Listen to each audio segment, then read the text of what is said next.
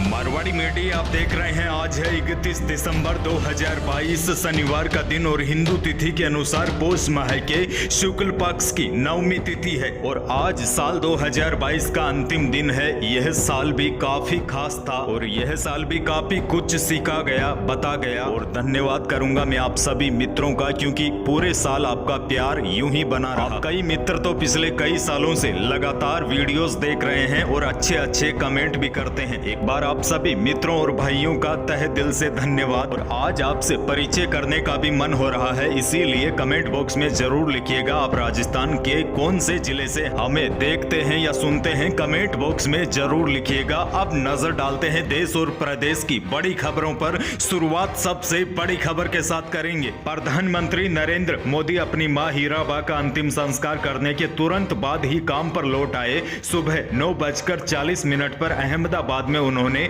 मां को मुखाग्नि दी। उसके बाद वे अहमदाबाद से ही वीडियो कॉन्फ्रेंसिंग के जरिए बंगाल में आयोजित कार्यक्रम में जुड़े। उन्होंने हावड़ा न्यू जलपाईगुड़ी वंदे भारत ट्रेन को हरी झंडी भी दिखाई। देखिए होता क्या है, जब राजनेताओं के परिवार में किसी का भी निधन हो जाता है तो सारे सरकारी कार्य निरस्त हो जाते हैं, लेकिन पीएम मोदी ने ऐसा नहीं किया। निर्धारित कार्यक्रमों में हिस्सा लिया, पहले एक बेटे का फर्ज निभाया, उसके बाद एक सच्चे कर्मयोगी का। दूसरी बड़ी खबर, लोकसभा सांसद और राष्ट्रीय लोकतांत्रिक पार्टी के सुप्रीमो हनुमान बेनीवाल के घर लाखों की चोरी हो गई। जयपुर के पुलिस कमिश्नरेट से कुछ 100 मीटर दूर स्थित सरकारी रेजिडेंस में गुरुवार दोपहर को हुई चोरी की घटना से पुलिस सुरक्षा को लेकर फिर सवाल खड़े हो गए हैं। जानकारी के अनुसार घर से लाखों का केस और ज्वेलरी और एंटीक सामान गायब मिला है। और बड़ी बात यह है, घटना शहर के जालपुरा थाने से महज 30 मीटर दूरी की है। इस इलाके में विधायकों और सांसदों के सरकारी बंगले हैं। बेनीवाल ने रिपोर्ट में बताया है कि चोर घर की अलमारी तोड़कर 1.5 लाख रुपए, सोने के 4 कंगन, 4 अंगूठियां, चांदी के सिक्के,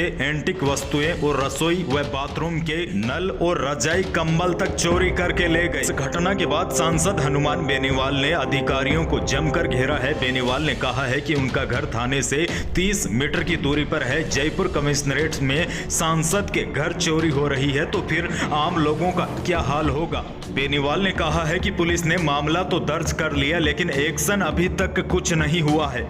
प्रदेश की अगली बड़ी खबर बाड़मेर से। बाड़मेर में एक कुत्ते ने 35 लोगों को काट लिया है। 3 घंटे तक कुत्ते ने रास्ते में जिसे देखा उसे ही नोचता रहा। हालत यह हो गई, हॉस्पिटल में एक के बाद एक घायल पहुंचे तो भीड़ लग गई। इतना ही नहीं, कुत्ते को टीम पकड़ने गई तो वह जिला हॉस्पिटल के सर्जिकल वार्ड में घुस गया। घटना गुरुवार शाम 6 बजे की है।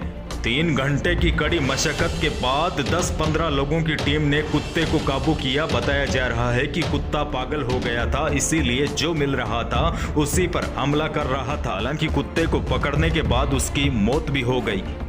मौसम को लेकर भी बड़ी खबर आपको दे दूं, पिछले 6 सालों में यह पहला दिसंबर है जब बारिश नहीं हुई है, क्योंकि दिसंबर के महीने में कोई भी मजबूत पश्चिमी विक्षोभ सक्रिय नहीं हुआ है। देखिए दिसंबर के महीने में पश्चिमी विक्षोभ सक्रिय होता है तो कहीं कहीं पर अच्छी बारिश हो जाती है, जिसका सीधा फायदा किसानों को मिलता है, लेकिन अब की बार ऐसा नहीं हुआ। मौसम के इस बदलाव से एक्सपर्ट भी हैरान है। हालांकि पिछले 2 दिनों के दौरान बीकानेर और जयपुर संभाग में हल्के बादल जरूर छाए रहे, लेकिन यह बारिश नहीं दे सके, इसीलिए किसानों में कहीं न कहीं मायूसी भी है और अब बारिश की कोई संभावना नहीं है। यह नया पश्चिमी विक्षोभ आगे बढ़ गया है। ऐसे में कल या परसों से सर्दी के तेवर तेज होंगे। नए साल के पहले सप्ताह में तेज सर्दी को लेकर अलर्ट भी जारी कर दिया गया है। अगली बड़ी खबर, अगर आप किसान हैं तो आपके लिए बड़ी अपडेट, क्योंकि 11वीं किस्त के बाद से ही किसानों की संख्या कम हो रही है।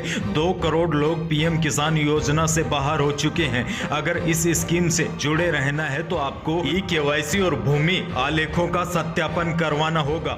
इसके लिए सरकार ने आखिरी तारीख 31 दिसंबर 2022 रखी है। हालांकि कई किसानों ने ई-केवाईसी और अपने आलेखों का सत्यापन करवा दिया है। अगर किसी ने नहीं करवाया है तो 13वीं किस्त का पैसा अटक सकता है।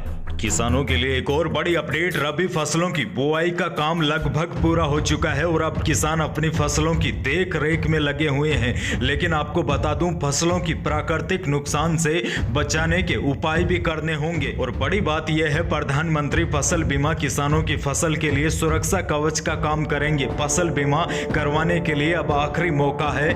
किसान 31 दिसंबर तक बीमा करवा सकते हैं। देखिए होता क्या है, कभी आंधी, बारिश और ओलों से किसानों की फसलें बर्बाद हो जाती है, लेकिन अगर आप फसलों का बीमा करवा लेते हैं तो आपको इस नुकसान का मुआवजा मिलेगा। यानी कि प्राकृतिक आपदाओं के कारण कई बार फसल बर्बाद हो जाती है, जिससे किसानों को नुकसान झेलना पड़ता है। इसीलिए सरकार के द्वारा किसानों को राहत देने के लिए मुआवजे की व्यवस्था की गई है। पीएम फसल बीमा योजना का लाभ लेने के लिए किसान 31 दिसंबर तक रजिस्ट्रेशन करवा सकते हैं। देश की एक और बड़ी खबर, 25 साल के क्रिकेटर ऋषभ पंत शुक्रवार सुबह सड़क हादसे में बाल बाल बच गए। पुलिस के मुताबिक नींद की झपकी लगने से यह हादसा हुआ। उनकी मर्सिडीज अनियंत्रित होकर डिवाइडर से जा टकराई, जिसके बाद उसमें आग लग गई और पलट गई। एक्सीडेंट के बाद पंत जलती हुई कार की खिड़की तोड़कर खुद को बाहर निकाला। उन्हें सिर, पीठ और पैर में गंभीर चोटें आई है। डॉक्टरों के मुताबिक उनकी हालत फिलहाल खतरे से बाहर है। हालांकि ऋषभ पंत अब काफी दिनों तक क्रिकेट नहीं खेल सकते। तो यही थी देश और प्रदेश की कुछ बड़ी और महत्वपूर्ण खबरें। वीडियो को लाइक करना बिल्कुल न भूलिएगा और चैनल पर नए हैं तो सब्सक्राइब भी जरूर कीजिए, ताकि आप अपडेट रहे बड़ी खबरों से। धन्यवाद।